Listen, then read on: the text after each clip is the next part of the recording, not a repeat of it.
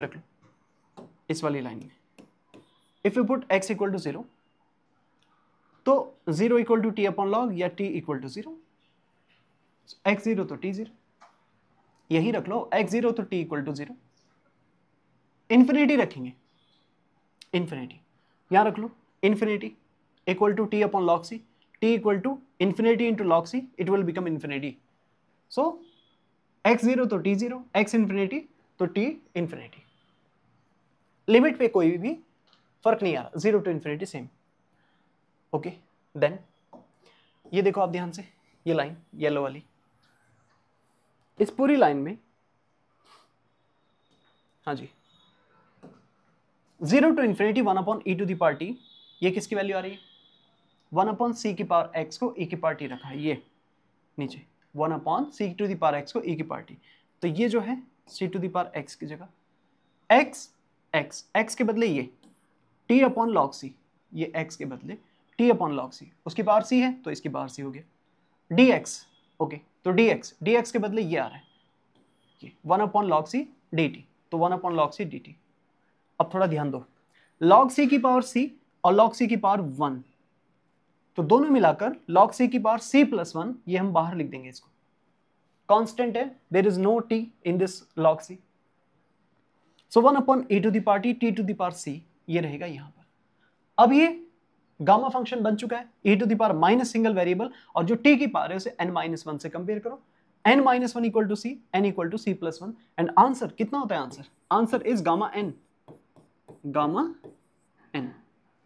सो ये आ गया gamma n, gamma c plus 1, और फाइनली इनको कंबाइन करके लिखो तो ये आ गया gamma c plus 1 upon log c to the power c plus 1। क्या था, c की पावर x को t मानना, e की पावर t, फिर x निकालेंगे तो t अपॉन लॉग c, और dx तो dt upon log c, limit will be same after substitution, ये बनेगा c, कंपेयर करो n-1 से, n will be c plus 1, answer will be gamma c plus 1, और नीचे log c की power c plus 1 पहले से लिखा हुआ है, ठीक है, सिंपल। क्वेश्चन नंबर 11 देखो यहाँ, show that 0 to infinity e to the power minus ax x to the power n-1 dx equal to gamma n upon a to the power n dx। देखो ये वाला क्वेश्चन बिल्कुल अभी जो मैंने आपको करने के लिए दिया है बिल्कुल वैसा ही है, सेम। कौन से वाली की बात कर रहा हूँ, इसकी 9 वाली की। जैसे ये था e की power minus n t to the power n-1, तो यहाँ बस a x और n-1 लिखा हुआ है, तो जैसे ही तुम इसे करोगे वैसा ही ये वाला क्वेश्चन है, क्वेश्चन नंबर 11। क्या मतलब है, इसे सिंगल बनाना है बस, ए एक्स को टी मानो, टी एक्स की value t upon a, d x equal d t upon a, limit will be same, 0 to infinity x है तो टी भी रहेगा, क्योंकि यहाँ रखो एक्स 0 तो टी 0, इन्फिनिटी तो t infinity, same. So e to the power minus a x को क्या रखा, t, t x will be t upon a whole power n minus 1, d x ये वाला dx is dt upon a,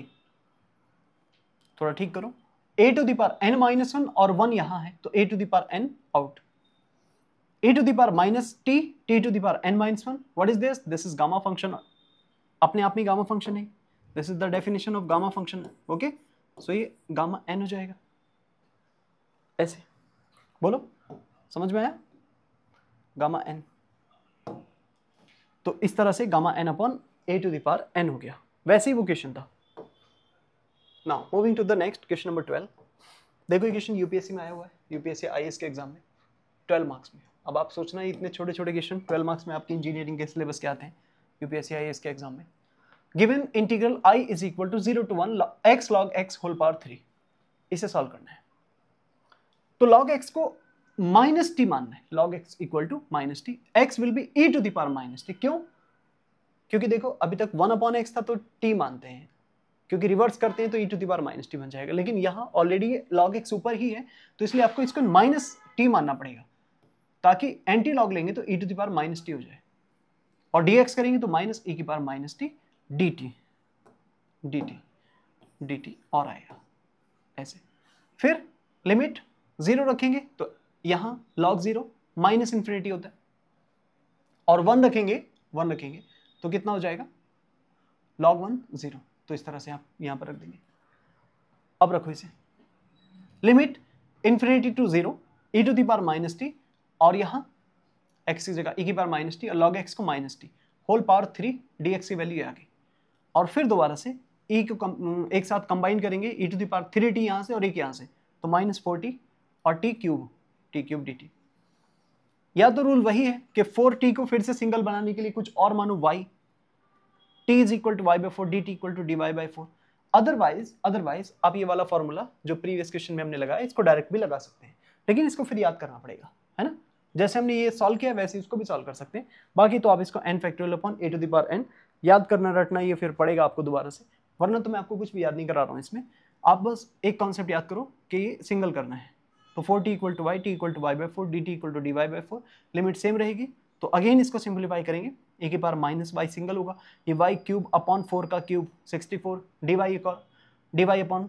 D t की जगह D y upon 4 ये आ गया। और इसे थोड़ा ठीक करें, minus 1/56 outside the integral 0 to infinity e to the power minus y by cube. अब ये गामा फंक्शन है, now compare it with the n-1, n-1 की वैल्यू निकालेंगे तो n इक्वल टू कितना आ जाएगा, 4 आ जाएगा। n-1 इक्वल टू 3, तो n इक्वल टू 4, तो आंसर होगा गामा n यानी गामा 4। तो ये लिखा गामा 4, थोड़ा सा सिंप्लीफाई करेंगे तो -3/128, इस तरह से इसका आंसर आ जाएगा। ठीक है, एक बार चेक कर लेना इसको जरा। Last question number 13, it is once again a UPSC previous year question, 10 marks में क्वेश्चन पूछा गया है यूपीएससी आईएएस के एग्जाम में। Now see, given integral I is equal to 0 to 1 3 under the root x log 1 by x dx, x log 1 by x dx। तो फिर से देखो, मैंने कहा ना log x होगा तो माइनस टी मानो, और log 1 by x होगा तो t मान लो, log 1 by x होगा तो t। जैसे log 1 by x t है तो 1 by x e to the power t होगा, so that you can see here, अगर इसका रिवर्स करेंगे तो e to the power minus t हो जाएगा, and dx will be minus e to the power minus t dt। Limit फिर से वही इन्फिनिटी से 0 हो जाएगी, जैसे यहाँ रखेंगे 1/0 इन्फिनिटी लॉग इन्फिनिटी होता है, और 1 रखेंगे तो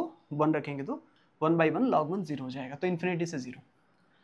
तो देखो 3 इन्फिनिटी से 0, this is the value of क्या, x की जगह देखो यहाँ पर क्या लिखा है, ये है x की वैल्यू